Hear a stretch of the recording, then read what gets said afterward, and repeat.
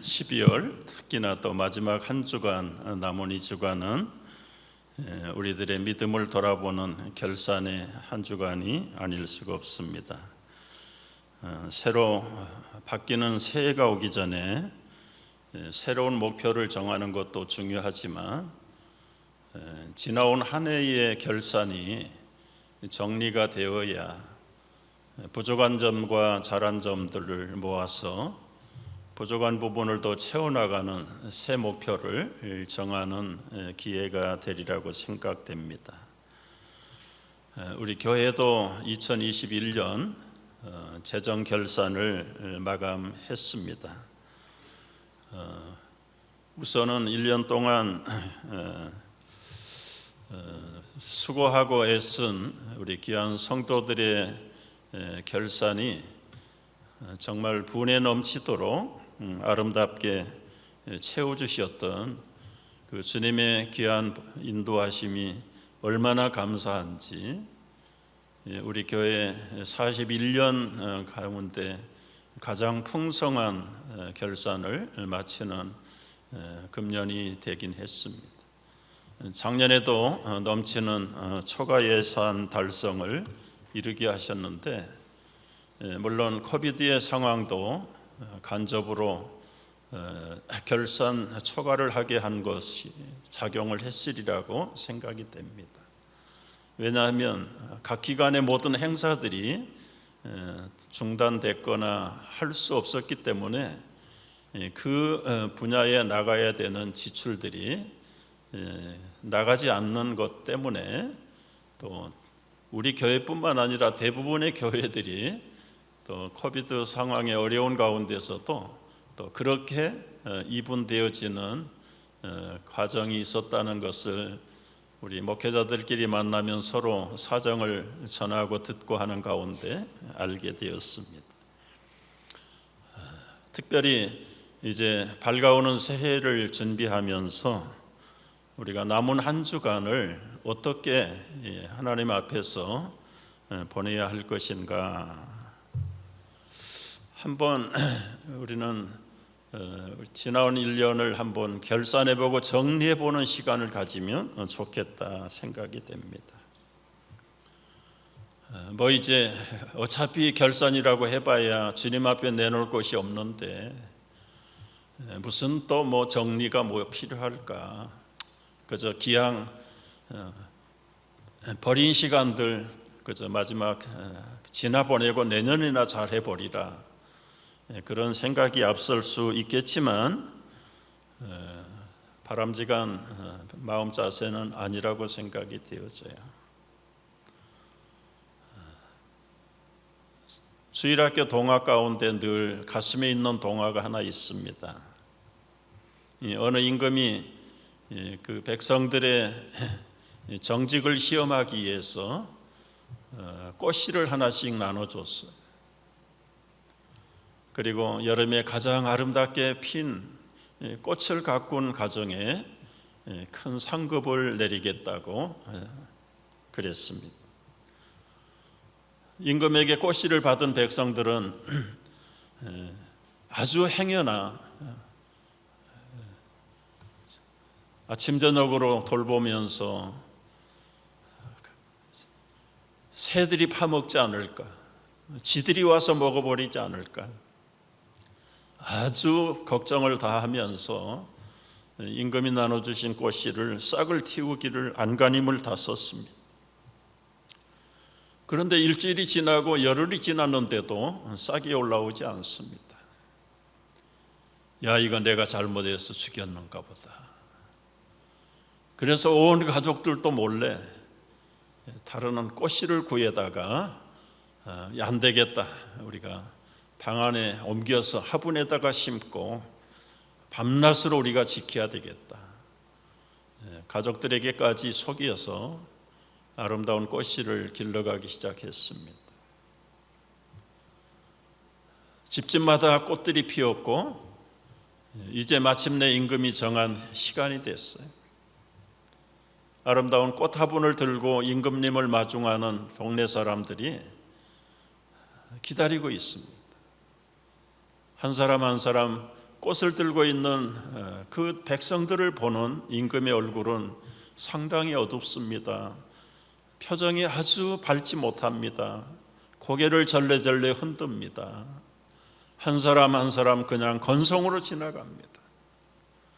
마지막에 빈 화분을 들고 있는 소년 하나가 부들부들 떨면서 임금님이 주신 꽃씨를 내가 잘못해서 죽인 벌을 받겠다고 빈 화분을 들고 울먹거리고 있는 소년 앞에 임금이 왔어요.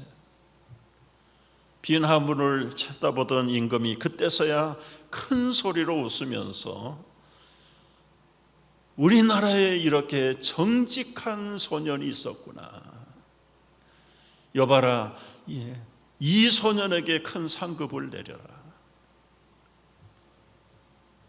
어찌 백성들은 죽은 꽃씨를 나눠줬는데 그렇게 아름다운 꽃들을 피워왔단 말인가. 백성들의 정직도를 키워보려고 임금이 작전을 한 거죠.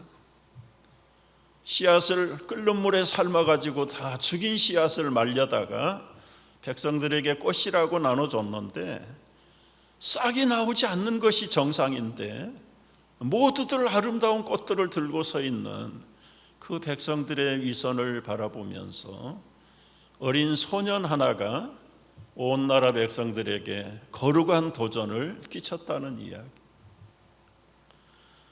저는 부들부들 빈 화분을 들고 임금의 꾸중을 들을 그 소년이 늘 가슴에 담겨진 그림이고 싶어요.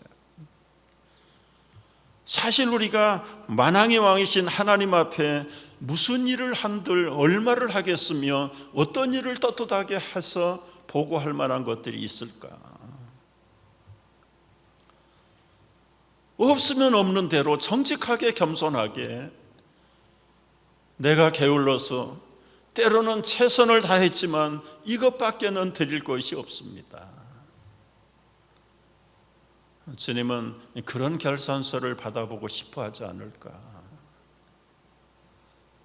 한동안 이민이 한참 유행하던 시절 우리 캘리포니아의 어느 교회에서 있었던 사건입니다. 그저 서류 미비로 체류하다가 이민 수속을 하고 이제 인터뷰를 해야 되는데 인터뷰는 3국에 나가서 해야 돼요. 미국 내에서는 인터뷰를 못하고 그래서 멕시코 국경을 넘어가서 멕시코의 대사관에서 한 가족들이 인터뷰를 하게 됐습니다. 그 일을 맡은 로여가 그 가족들을 특별히 지시를 하고 특별히 훈련을 시켰어요. 여러분들 혹시 미국에서 살았습니까? 분명히 물어볼 텐데 No, 안 살았다고 대답을 해야 된다. 어린 아이들에게까지 로여는 그렇게 대답하도록 훈련을 시켰고 지시를 했어요. 인터뷰하는 마당이 됐습니다. 이민관들은 벌써 다 알아요.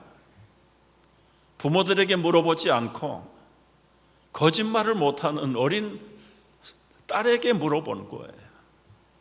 너 미국에서 학교 다닌 적 있지? 분명히 미국의 학교에서 공부했지? 노라고 대답을 해야 되는데 이 딸아이는 대답을 못 하는 거예요. 예스라 그러면은 그 자리에서 킥아웃 당하고 온 가족이 미국에서 들어갈 수 없는 입장입니다. 이 아이는 참고 참다가 울음을 터뜨리면서 사실은 우리가 미국에서 살았어요. 우리 로여가 노라고 대답하라고 했는데 내가 믿는 하나님 앞에 나는 거짓말할 수 없어요. 나는 미국에 살고 싶어요. 이민관이 그 자리에서 오케이. 우리 미국은 너 같은 정직한 사람이 필요해. 그래서 그 딸아이의 정직한 답변 하나 때문에 그 가족들에게 미국의 영주권을 받게 됐다는 이야기가 오래전에 우리 같은 교단, 같은 교회에서 일어났던 사건입니다. 여러분, 오늘 디모데후서는 신약성경 13권을 기록한 사도 바울이 자기 생애 마지막으로 기록한 책이 디모데후서입니다. 로마 감옥에 갇힌 몸으로 이제는 순교의 죽음을 눈앞에 둔 바울이 유언적인 신앙 고백을 그리고 승리의 결산서를 기록했어. 그리고 이 아름다운 유언 같은 귀한 말씀들을 젊은 제자 디모데에게 편지로 보냈습니다. 그래서 모든 성경학자들은 이 디모데후서를 바울의 유언서다, 바울의 신앙의 결산서라고까지 별명을 붙였어. 오늘 읽은 6절 말씀을 보십시오. 얼마나 심각한 상황입니까? 전제와 같이 내가 벌써 부어지고 나의 떠날 시각이 가까웠다. 이 전제라는 것은 하나님 앞에 희생 제사를 드릴 때 그 제물을 불태워 드리잖아요. 그 불태워 드리는 제물 위에다가 포도주를 부어요. 그래서 그 포도주가 그 불에 타서 향기로운 향이 되어서 그 제물과 함께 하나님 앞에 향기로운 제물이 되기를 위해서 이제 나는 내 삶의 번제 위에 그 향을 붓고 하나님께 바쳐지기를 나는 기다리고 있다. 그냥 제물로 바치는 것도 오감하고 감사할 일인데 바울은 더 한 걸음 나가서 향내나는 전제로 하나님 앞에 올려져 기도하는 그런 죽음이 임박한 상황 속에 사람이 가장 진지해지는 시간이라고 합니다. 평소에는 진실을 말하지 못했어도 마지막 남기는 유언이 그래서 법적인 효력이 있는 것이에요. 참으로 아름다운 사도 바울의 삶의 결산서가 오늘 디모데후서의 전체이지만 그 중에서도 엑기스 같은 말씀, 나는 전제와 같이 벌써 부어짐이 되었고 나의 떠날 기약이 가까웠다. 그리고 이어서 7절에서 이렇게 고백을 해. 나는 선한 싸움을 싸우고 나의 달려갈 길을 마치고 믿음을 지켰다. 지금 자기를 자랑하는 것입니까? 아들 같은 디모데 제자에게, 젊은 목회자에게 부족한 이 선배의 삶을 조금이라도 본받고 따라가 줬으면 좋겠다는 아비된 입장에서 자신의 간절한 결산서를 기록하고 있는 것이죠. 특별히 눈여겨봐야 될 것이 선한 싸움을 싸웠다고 말합니다. 여러분, 악한 싸움이었다라고 하면 인간적인 방법으로 얼마든지 대처할 수 있고 수단 방법을 가리지 않고라도 이길 수 있는 싸움이 악한 싸움이에요. 그런데 여기 선한 싸움이라는 메시지의 의미는 무엇입니까? 내 욕심대로 내 욕망대로 싸우는 싸움이 아니라 상대방을 이기게 하는 싸움이 선한 싸움. 그런 싸움이 세상에 어디 있어요? 싸움은 내가 이겨야 되는 게 싸움인데 상대방을 이기게 하는 싸움, 그게 선한 싸움입니다. 선한 싸움. 하나님을 부정하고 예수님을 저주하는 그런 생고구마 같은 영혼들 속에 예수님이 구주요 하나님이라는 사실을 억지로 굴복시켜서 받아들이게 만들고 영접하게 하고 그 예수 앞에 무릎을 꿇게 하는 그 영적인 싸움, 곧 두 글자로 드리면 전도의 싸움, 이게 선한 싸움이죠. 선한 싸움. 생명이 없는 사람에게 영생의 근원이신 예수 그리스도의 생명의 복음을 집어넣는 싸움. 이 치열한 싸움을 위해서 바울은 자신의 달려갈 길을 다 마치고 믿음을 지켰다라고 고백을 합니다. 여러분, 이제 2021년도 우리 교회 표의 마지막 주간이 21년도에 우리 모토가 무엇이었습니까? 다 같이 믿음의 선한 싸움을 싸우라. 이것이 우리 금년의 저희들의 표어였어. 여러분, 이 표어는 교회를 위한 표어만이 아니에요. 교회가 무엇입니까? 머리 대신 그리스도의 몸 안에 붙어있는 여러분이 교회잖아요. 그래서 이 표어는 교회의 표현이기도 하지만 사실은 집사님, 권사님, 장로님, 목사, 나 여러분의 가정의 가족들의 삶의 모토가 되고 표어가 되어야 됐던 것입니다. 물론 개인적으로는 내 안의 정과 욕심과 더불어 싸우는 거룩한 영적인 싸움이 먼저일 것이고, 바깥으로는 말씀드린 대로 바울이 싸웠던 것처럼 정말 거부하고 외면하고 저주하는 그 불신의 영혼들을 붙들어 그들에게 예수를 시인하게 만들고 믿고 굴복할 수 있는 그 영적인 선한 싸움을 위해서 우리는 과연 금년에 얼마나 싸움의 전진을 했습니까? 여러분을 부담스럽고 부끄럽게 하려고 하는 생각은 추호도 없어.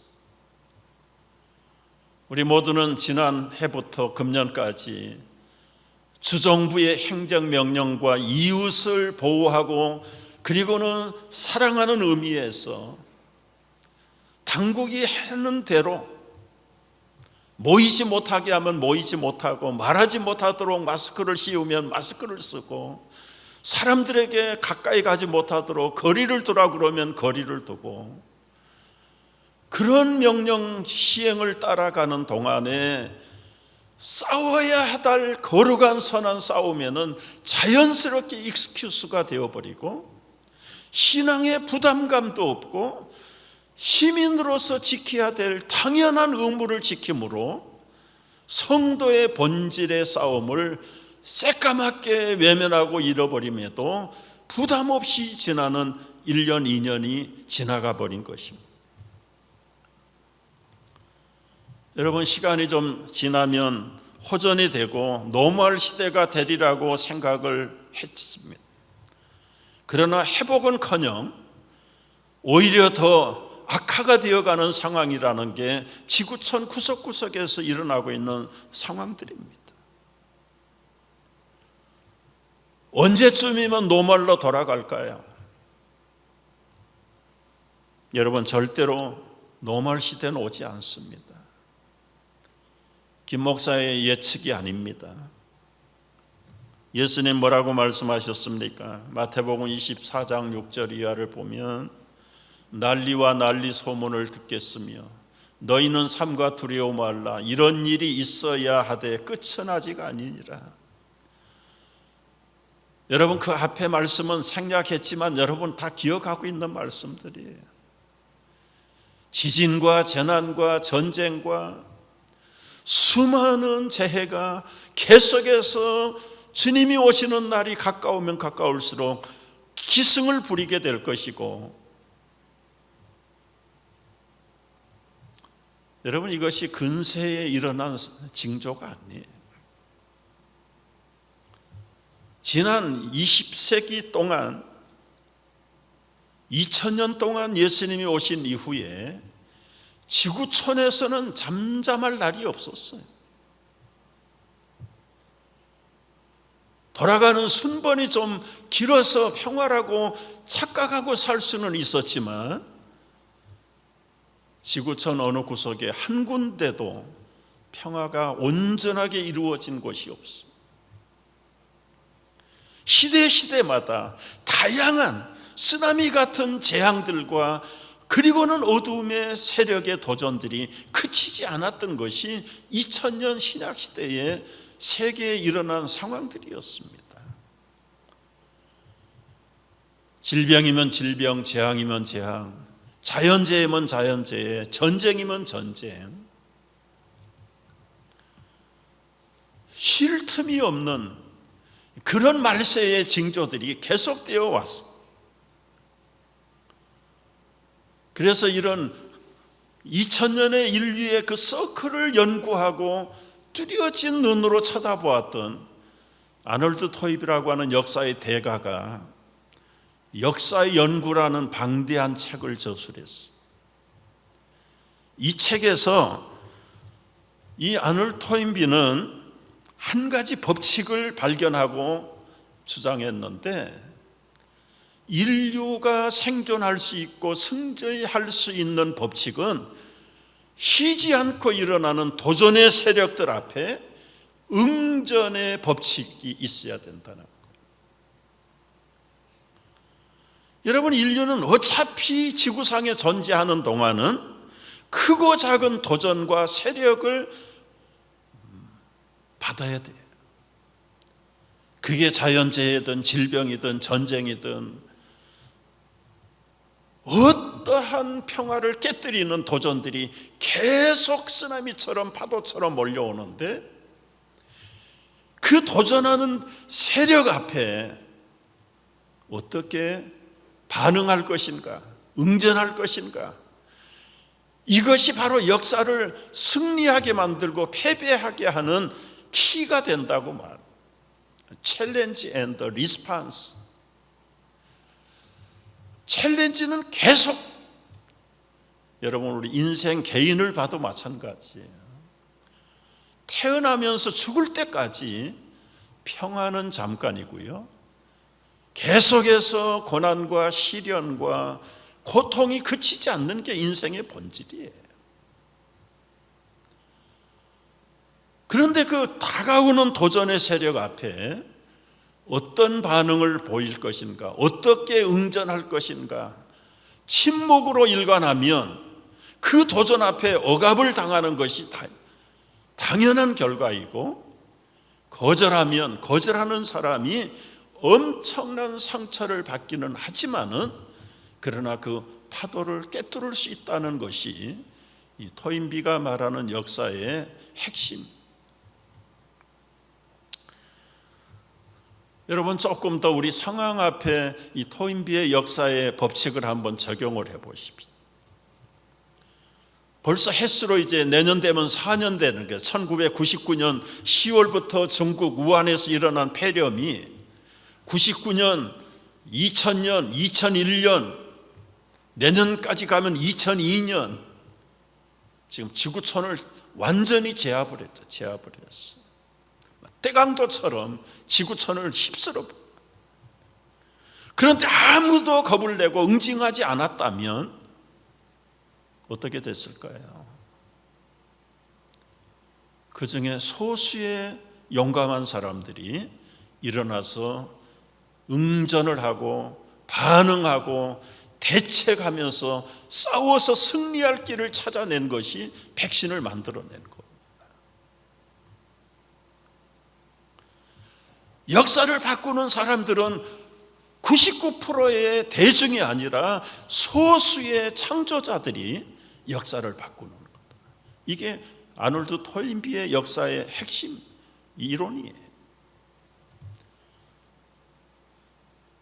여러분, 소수의 몇 사람이 99.9%의 인류를 흥하기도 할 수 있고, 그냥 방관하고 있으면 함께 멸망하는 세력으로 끝나는 것이죠. 그 작은 창조자들을 아놀드 토인비는 창조적 소수라, 지배적인 소수라, 크리에이티브 마이너리티, 도미니언트 마이너리티가 죽어가는 대중들의 역사의 물꼬를 바꿀 수 있는 사람들이다.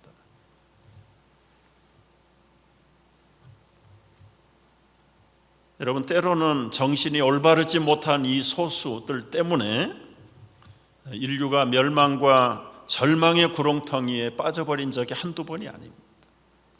히틀러가 그랬고, 스탈린이 그랬고, 칼 막스가 그랬고, 이런 소수의 어리석은 지도자들 때문에 창조의 소수가 되어야 될 사람들이 파괴의 소수자로 전략을 해버립니다.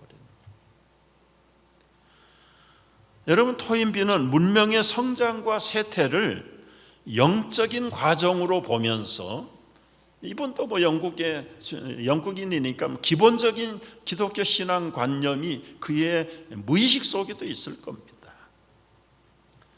문명이 성장하고 쇠퇴하는 그 과정을 영적인 과정으로 보면서 인간이 문명과 역사를 일으킬 수 있는 힘은 어려운 상황에서 도전에 대한 응답이라고 말합니다. 응답은 어디에서 나오는 게 응답입니까?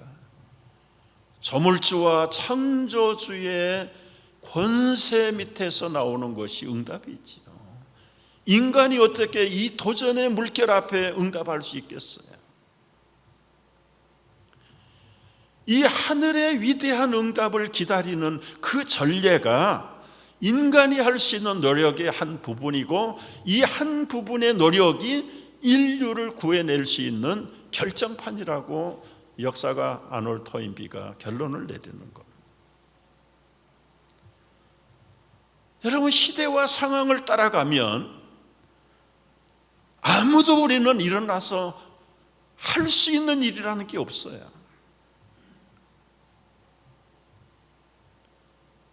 아놀드의 이런 그 역사관은 이미 다 성경에서 부분적으로 다 기록에 내온 것들을 발견하고 정리한 것뿐이고 자기의 용어로 바꾼 것뿐입니다. 여러분, 잠언에 보면 26장 13절에 이런 구절이 있어요. 게으른 자는 길에 사자가 있다, 거리에 사자가 있다 핑계하면서 문짝이 돌짝이를 따라서 도는 것 같이 게으른 자는 침상에서 돈다고. 여러분, 여기 사자는 불경기일 수도 있고 재앙일 수도 있고, 쉬운 말로 코비드의 사자가 길거리에 질비할 수 있어요. 나가면 사자에게 잡혀 먹는다. 세상이 불경기인데 하면 망한다. 그런 종류의 사람들이 다 여기에 속하는 사람들이. 그냥 꼼짝하지 않는 것이 상책이다. 코비드를 두려워하면서 자신의 생명을 지키겠다는 보통 사람들의 생각이.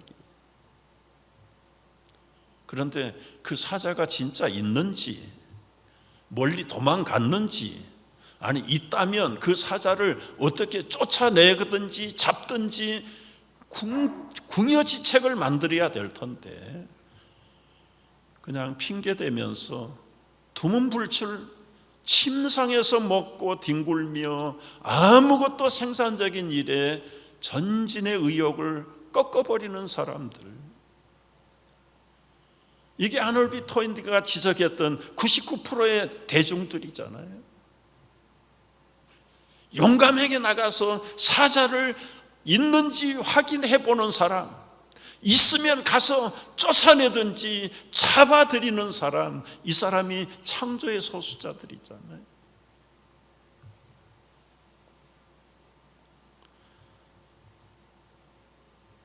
어려운 코비드 상황 속에서 이 선한 싸움에 도전한 우리 창조적인 소수의 간증을 여러분 들어보십시오. 이제 이 권사님 나이가 제가 볼 때는 거의 80이 다 되셨어요. 이 권사님이 늘 전도를 하고 싶은데 영어가 안 되잖아요. 영어가. 그래서 몇십 년을 부담을 갖고 지나면서 그 연세에 결단하고 몇 날 며칠을 영어 전도지를 가지고 읽고 암송하고 그리고는 어느 정도 자신이 조금 됐다고 생각을 해서 맨하탄 거리전도팀에 합류를 했어요. 나가서 거리에 지나가는 행인을 붙들고 더듬더듬 영어로 말문을 여는데, 전도지를 들고 말문을 여느니 코리안 할머니가 딱해 보였는지 그 사람이 전도지를 낚고 채가지고 자기가 읽고 자기가 기도 영접하고 예수 믿겠다고.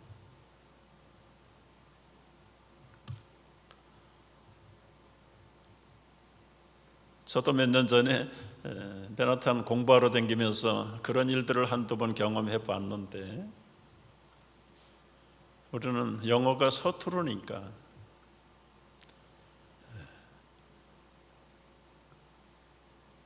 그거 뭐 주님이 책망을 하시겠습니까? 그러면 자유로운 한국말로는 우리가 선한 싸움을 싸우고 있습니까? 여러분, 마지막 주일에 부담 드릴 생각은 전혀 없어요. 제 자신도 여러분과 똑같은 입장이니까.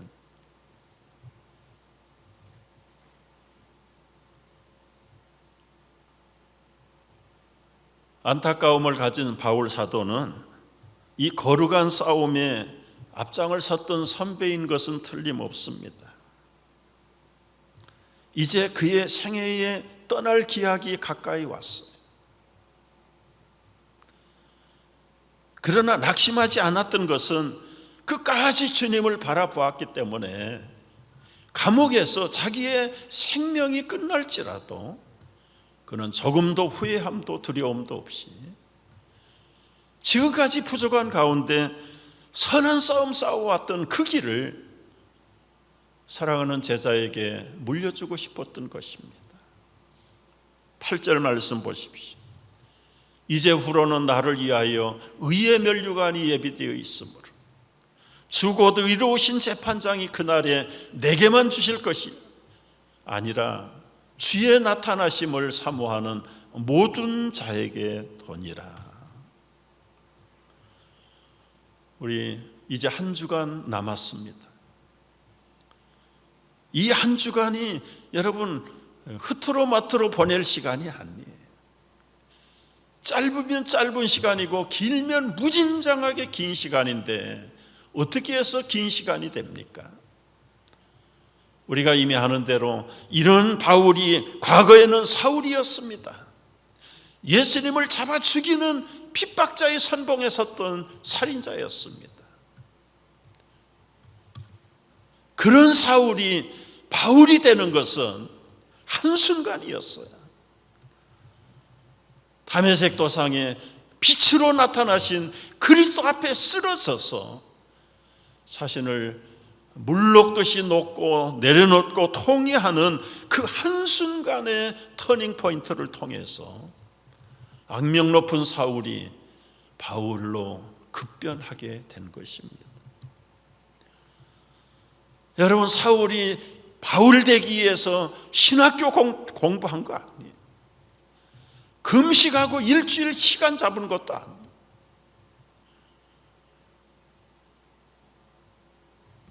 서슬이 시퍼런 칼날같이 예수쟁이들을 잡아 죽이겠다고 자기 생업을 포기하고 나선 사울을 주님이 순간의 만남으로 그는 사흘 동안 금식하며 앞을 보지 못하고 회개하고 통회하는 가운데 눈의 비늘을 벗어버리고 사울이 변하여 바울이 됐다. 여러분, 길어야 3일밖에 걸리지 않는 시간이었다.